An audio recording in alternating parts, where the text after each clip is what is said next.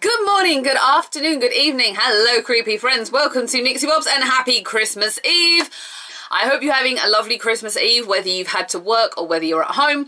If you are wondering what's going on with my makeup, watch tomorrow's makeup video and you will find out. If not, welcome to Christmas Eve again. And we are here because it is Retro Thunderbirds review day and I kind of decided to do the Cham Cham, which is actually the Cham Cham. I keep saying Cham Cham as in a sh sound. I found I'm totally wrong with that.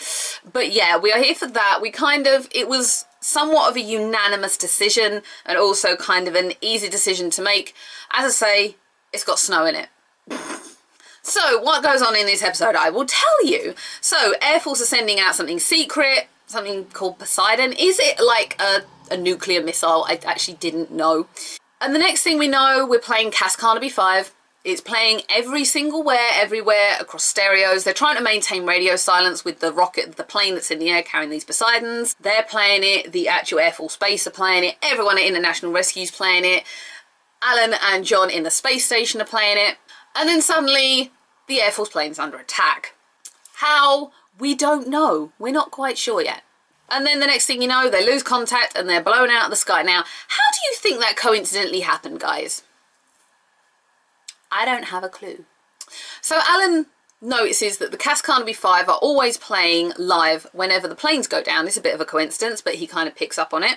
Jeff gets Brains to analyse the recordings of any live edition that the Cass Carnaby 5 have ever done. And he proceeds to listen to it over and over again, trying to work out what's wrong. So meanwhile, Jeff sends Penelope to the Alps under the disguise of Wanda L'Amour, which is thanks to Parker kind of schmoozing in with someone in the theatre industry. Not that anyone's ever heard of Wanda L'Amour because she's a fake alias.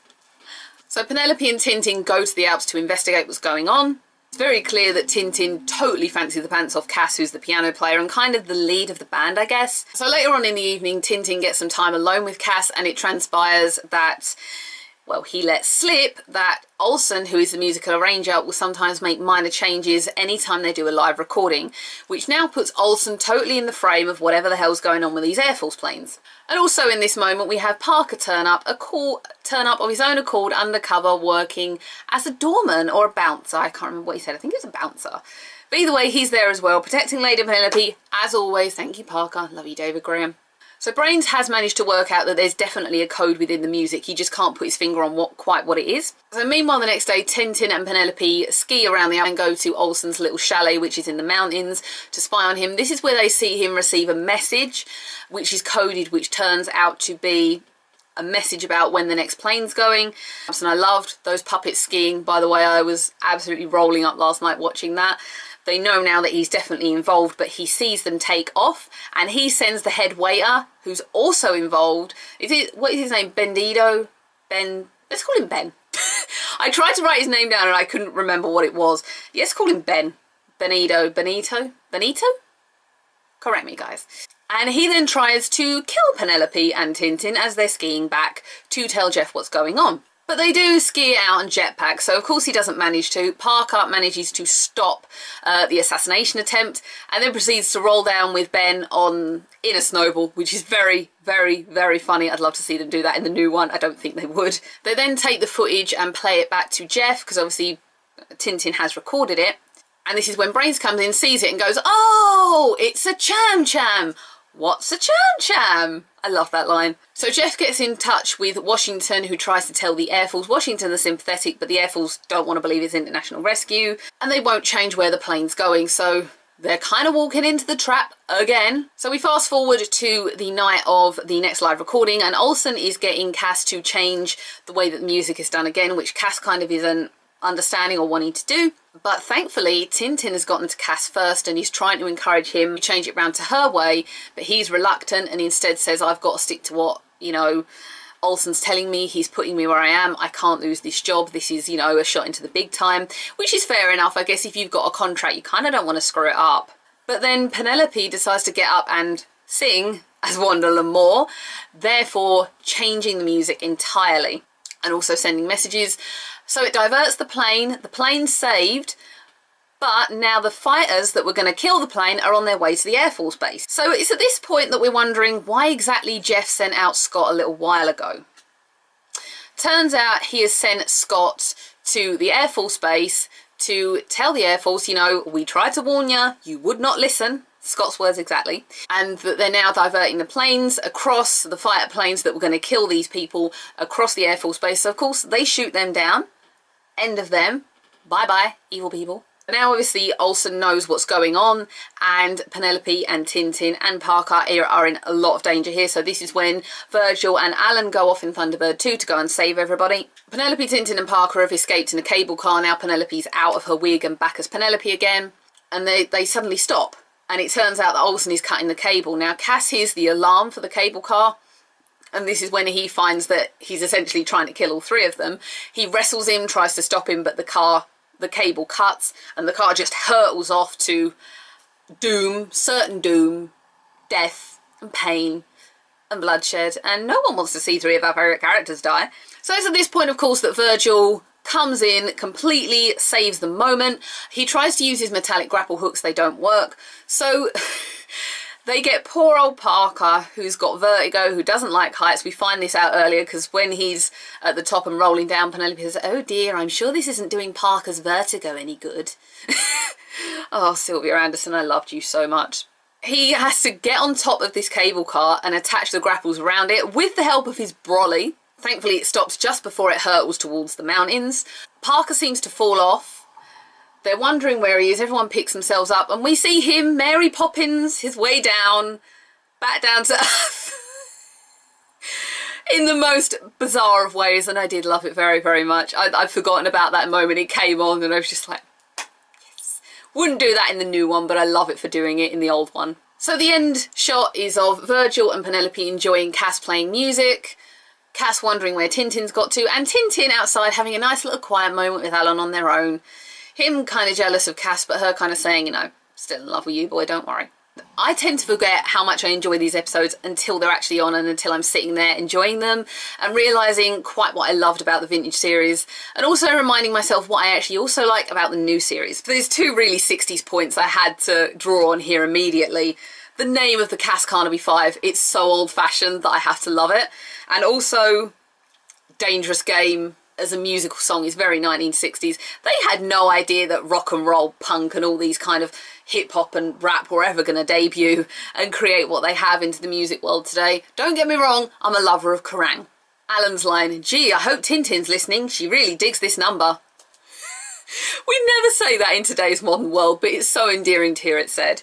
Parker has a stonker of a line when he initially asks Penelope for the day off, and she agrees. He goes upstairs, gets changed. Jolly boating weather, da-da-da-dee-da-da. It's the best. Oh, David Graham.